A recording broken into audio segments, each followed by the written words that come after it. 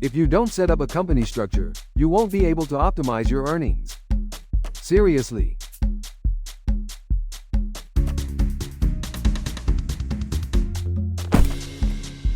Hi, I'm Mr. Nuts, and this is Cocoverse. It's that one place in the metaverse where you can't work for peanuts, because in Cocoverse, peanuts don't exist. And the only reason why I exist is to help you learn all the skills you need to run an online business regardless of where you live. This is the second part of my series Business 101, a series of episodes that walk you through how businesses are set up correctly and operated efficiently, so that you can keep all your hard-earned money, i.e., make a nice profit. You should do it right from the start. Unfortunately, many don't. This happens often to freelancers, solopreneurs, digital nomads, part-time consultants, and people who run a side hustle. That's because they don't treat their efforts to earn money as a real business. One particularly tough issue is the lack of a company structure. As I showed in the previous episode, you should be able to deduct all your business-related expenses from your revenue to calculate the profit. Profit is what you want to be taxed on as a business, not your overall income. Many people lose a lot of money when doing it wrong for years and years. Today, I'll walk you through typical company structures. While every country has different legislation, there are similarities and commonalities across almost all countries. In general, there are 6 main company types: private limited corporation, partnership, cooperative, limited liability company, sole proprietorship, and nonprofit. When you run a one-person business, you can exclude private limited corporation from the picture, as it's designed to accommodate multiple shareholders or aim to be publicly traded on the stock market. You don't aim for either of those goals. You can also exclude partnership and cooperative companies, since you don't have anyone else involved in your one-person business. That should be fairly obvious.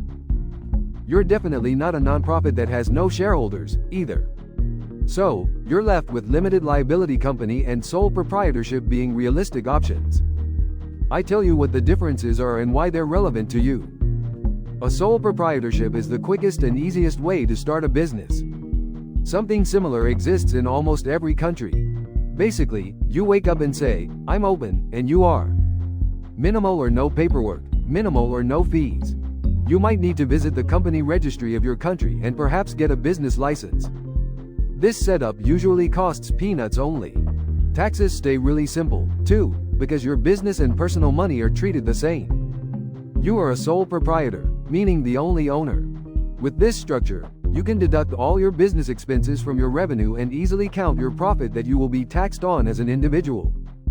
Limited Liability Company, LLC, takes a bit more effort and usually costs money to set up, but you get limited legal liability, as the name suggests.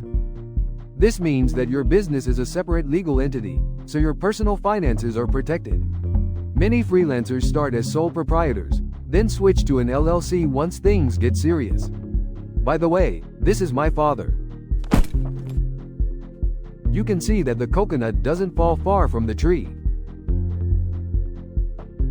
But we might roll a little bit. Moving on. There is one big difference between sole proprietorships and limited liability companies. Legal liability.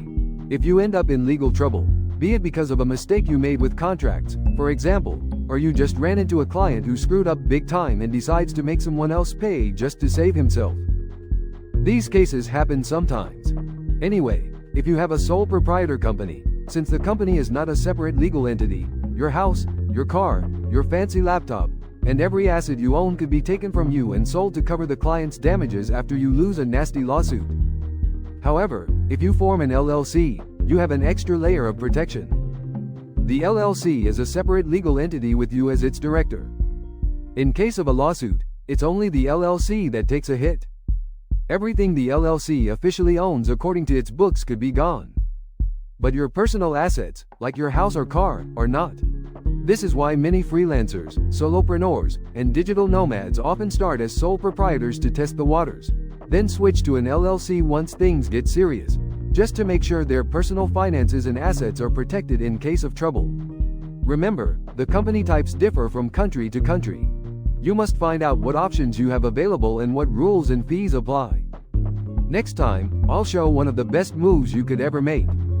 Set up a single-member LLC in the United States, which offers multiple benefits, especially if you're moving or traveling often. Anyone can do it. And the best part, it can be operated fully remotely. See you soon again in Cocoverse. Now, back to bed.